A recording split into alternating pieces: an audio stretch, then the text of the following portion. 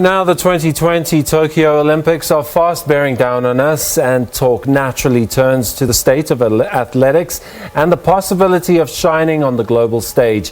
And for more, I'm joined by Olympic silver medalist Hezekiel Sepeng, who is the current excellence manager at Athletics South Africa, and from our studios in Pretoria, elite coach and boss of the relay squad, Gorries. Gentlemen, welcome to the program. Hezekiel, I'm going to start with you. Doha wasn't great for South African athletics.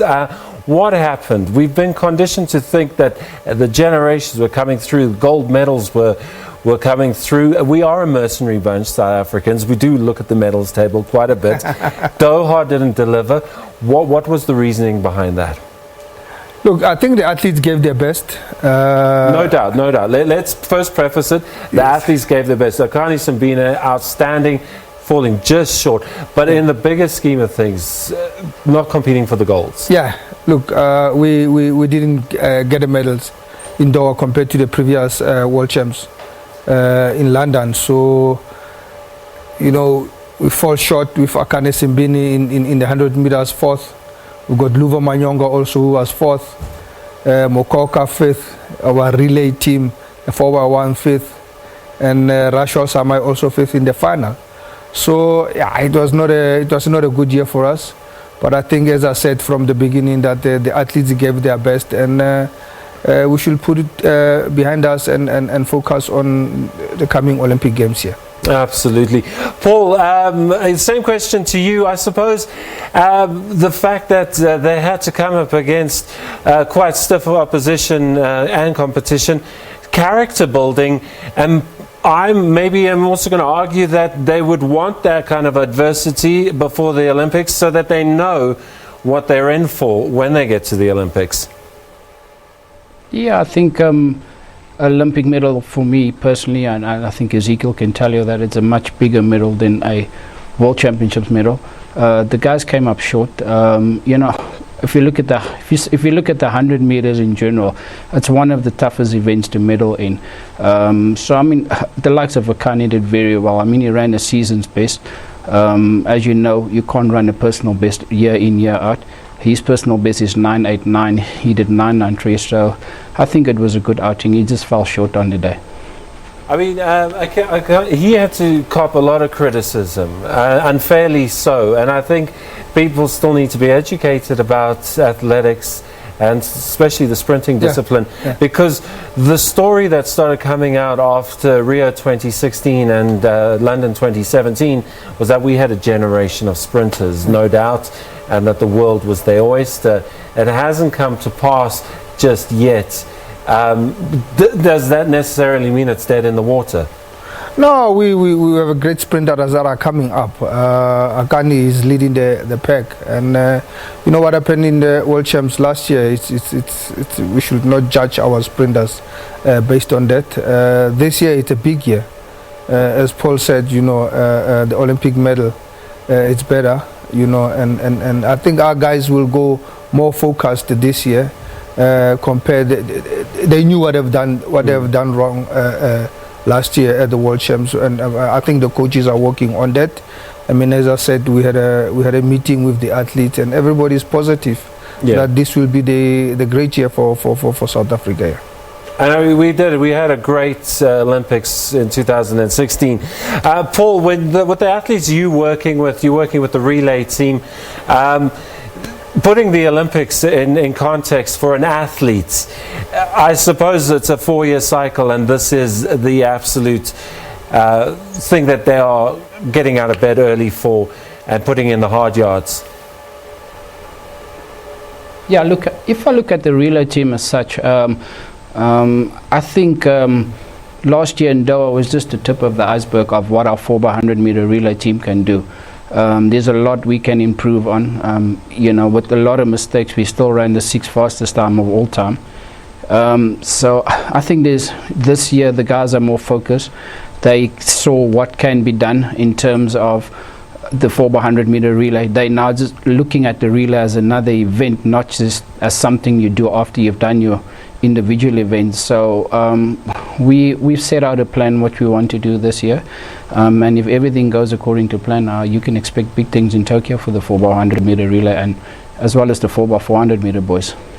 I mean, as the coach of this group of elite athletes, the philosophy, strength in numbers, getting more people into the program, more competition on a daily basis, that's only going to help. And that's the kind of model we should be looking at.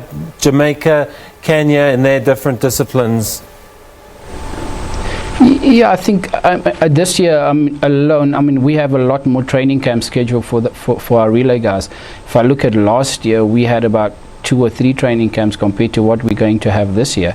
We had a holding camp last year for the first time since I can recall. I mean, not even in my days when I was competing, we had a holding camp. Or I think that could probably be the last time that we had a holding camp for relays or for our national athletes.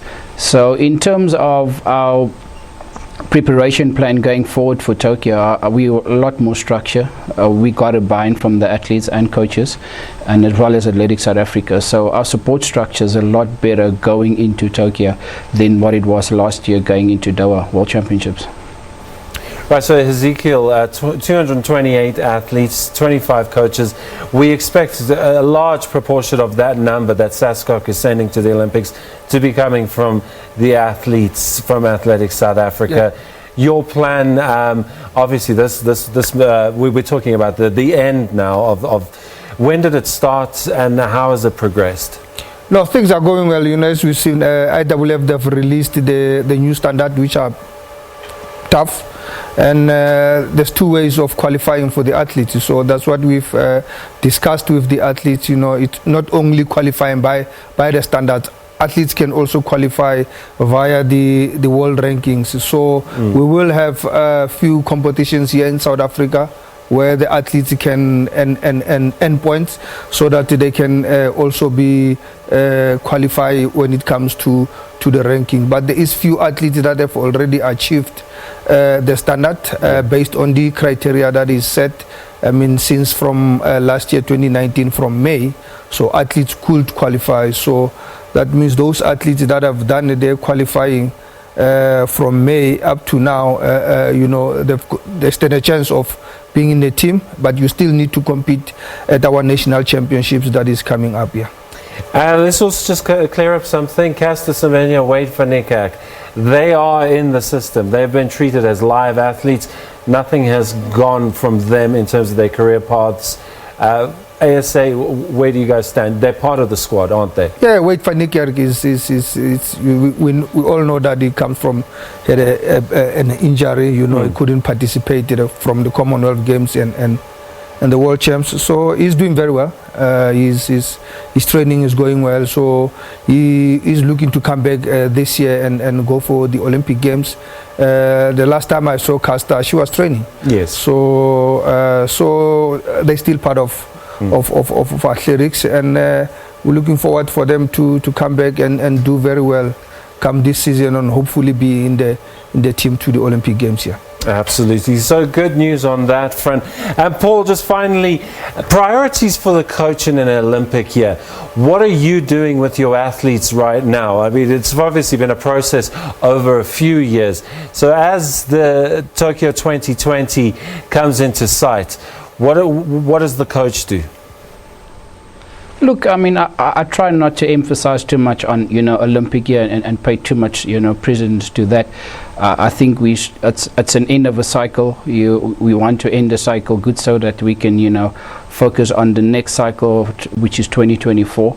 So, you know, we take it by the day, try to keep the guys calm, you know, stay focused, do the work, and you know the results will come by itself, you know. So they just need to stay within the moment, and that's my job at this point in time, to keep them calm, keep them focused, and make sure that they put in the work to get to Tokyo. Keep calm and carry on. Paul Gorries, elite athletics boss in Pretoria Studios. Thanks for joining us. Hezekiel Sepeng, silver medalist, 1996 Atlanta. Thanks for joining us. We're going to try not to put too much pressure on our athletes, but you know, this is South Africa. Yeah. We've become accustomed to gold, rightly or wrongly, but it does come from our land.